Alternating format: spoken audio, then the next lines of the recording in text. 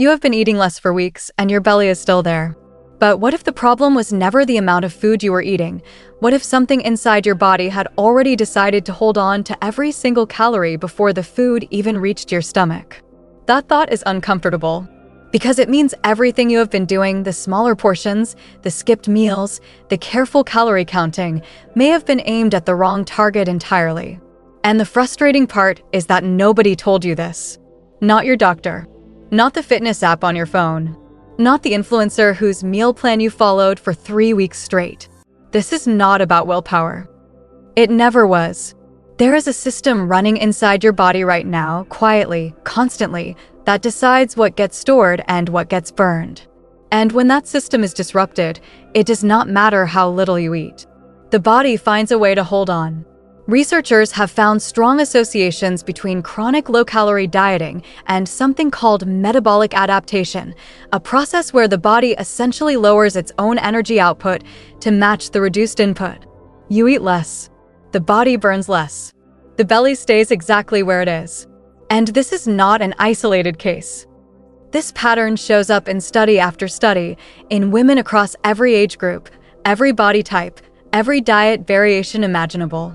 The calorie deficit model, the idea that eating less automatically means losing fat, was built on research that, for decades, did not account for the hormonal environment inside the body. It assumed the body was a simple math equation. It is not. What the body actually runs on is signals. Every meal, every missed meal, every hour of sleep, every stressful morning, every late-night scroll through your phone, all of it sends a signal. And those signals are interpreted by a network of hormones that ultimately decide whether your body feels safe enough to release stored fat or threatened enough to hold on tighter. The belly, specifically the lower belly, is one of the most hormonally sensitive areas of the entire body. It is not storing fat randomly. It is storing fat in response to a very specific internal conversation, and that conversation has been going in the wrong direction for a long time. The first signal worth understanding is the one most people have heard of, but almost nobody fully understands: insulin. Insulin is not the enemy. That framing has caused enormous confusion. Insulin is a messenger. When you eat, insulin rises to help shuttle nutrients into your cells. That is its job. The problem begins when insulin is triggered too frequently, too sharply, and in response to things that should not be triggering it at all. Highly processed foods, refined carbohydrates, sugary drinks, even certain so-called healthy snacks, all of these cause rapid spikes in insulin. And when insulin is elevated, the body cannot access its fat stores. Not because it does not want to, because the signal is telling it not to. Fat burning and high insulin cannot coexist. This is biochemistry, not opinion.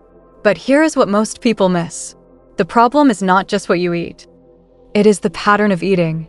Research has linked frequent eating throughout the day, even in small amounts, to chronically elevated insulin levels that never fully return to baseline. The body never gets a long enough window of low insulin to switch into fat-burning mode. You could be eating perfectly healthy food and still be keeping your insulin elevated enough to block fat release entirely. This is why so many women feel like they are doing everything right and seeing nothing change. The strategy was sound. The timing was off, and the situation gets more complicated from here, because insulin is only one part of the signal system. Running alongside it, and often overriding it, is cortisol. Cortisol is the body's primary stress hormone. In short bursts, it is useful. It sharpens focus, mobilizes energy, helps you respond to a threat. But in the modern world, cortisol is rarely triggered by short bursts. It is triggered by alarm clocks, traffic, workplace pressure, difficult relationships, financial worry, social media comparison, and the low-grade, constant hum of never feeling fully caught up. Cortisol has been found to be strongly associated with the accumulation of visceral fat, the deep internal fat that sits around the organs and pushes the belly outward. It does not feel soft and pinchable. It feels firm, dense, like pressure from the inside. And what worries most researchers is that hardly anyone talks about this connection directly. Chronic elevated cortisol tells the body that the environment is dangerous. And in a dangerous environment, The body's survival priority is to hold on to energy reserves. Fat is energy, so the body tightens its grip. It becomes more efficient at storing and less willing to release. Cutting calories in this state does not fix the problem. It can actually worsen it because severe caloric restriction is itself a stressor that raises cortisol further. This is the trap. Eat less, stress more, cortisol rises, belly holds on tighter. The cycle feeds itself. This pattern happens more often than most people realize. There is a third layer to this, and it is one that almost never gets discussed in mainstream fitness content. It involves the gut, specifically the bacterial ecosystem living inside the digestive tract. Research published over the past decade has increasingly linked the composition of gut bacteria to how the body processes and stores fat. Certain bacterial profiles are associated with higher rates of fat extraction from food, meaning two people can eat the exact same meal and one will extract significantly more calories from it than the other. The difference is not metabolism in the traditional sense. It is the microbial environment doing the processing. What disrupts that environment? Processed food, antibiotic use, chronic stress, poor sleep, alcohol, artificial sweeteners, yes, including the ones marketed as the healthy alternative to sugar.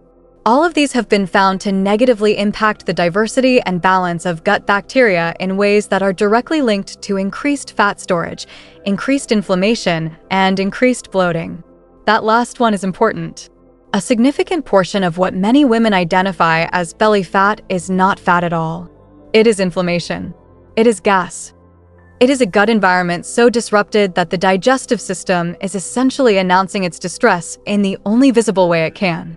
However, the situation here keeps getting worse before it gets better. Because layered on top of all of this is the sleep dimension.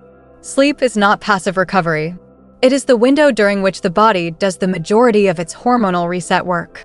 Growth hormone, the primary fat-burning, tissue-repairing hormone, is released in its largest pulses during deep sleep. When sleep is shortened, fragmented, or poor in quality, that hormonal release is blunted. The body enters the next day already behind. Cortisol is higher.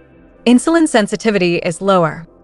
Hunger hormones, specifically ghrelin, are elevated, making cravings stronger and the ability to regulate food choices weaker. One night of poor sleep has been found to produce measurable changes in insulin sensitivity equivalent to several months of poor dietary habits. Not weeks. One night. And most women dealing with persistent belly bloat are not sleeping well. The two are not coincidental. They are deeply linked. What this creates is a multi-system problem that a single dietary change cannot solve. The body is not malfunctioning. It is responding logically to a set of inputs that are telling it to store, protect, and hold on. The belly is not the problem. The belly is the symptom. And treating the symptom by eating less, by doing more crunches, by wearing a waist trainer, does nothing to address the underlying signal environment that created it. The shift happens when the signals change. Not dramatically. Not through some extreme protocol or complete lifestyle overhaul. The research points consistently towards specific, targeted changes that interrupt the most disruptive signals first: the insulin pattern, the cortisol load, the sleep architecture, the gut environment. Each one addressed in the right sequence creates a compounding effect. The body begins to receive a different message. And when it does, the grip loosens. This is not a promise. It is a pattern that has been documented repeatedly across peer-reviewed research and is only now starting to reach the people who actually need it. The next part of this video covers the specific inputs that have been most consistently associated with signaling the body to begin releasing stored fat. Starting with the one that produces the fastest visible change and moving through each layer of the system in order. None of them require you to eat less than you already are. Some of them will feel counterintuitive. One of them will directly contradict something you have almost certainly been told before. Stay with it, because what comes next is the part that actually matters. Most of what you have been told about belly fat was built on an incomplete picture. Not a lie, an incomplete picture. The research has moved significantly in the last 10 years, and the conclusions it is reaching are fundamentally different from the calorie in, calorie out model most people are still operating under. Your body is not broken. It is not failing you. It is doing exactly what it was designed to do in response to the signals it has been receiving. Change the signals, and the response changes with it. That is not optimism. That is biology. If any part of what you just heard felt familiar, if you recognized your own experience in that cycle, then you are exactly who this channel exists for. The next video goes deeper into the hormonal reset sequence and the specific movement patterns that have been most strongly associated with visceral fat reduction in women. Hit subscribe so you do not miss it. And if this video gave you something to think about, share it with someone who has been stuck in the same loop. Sometimes the most useful thing you can do for someone is hand them a different frame.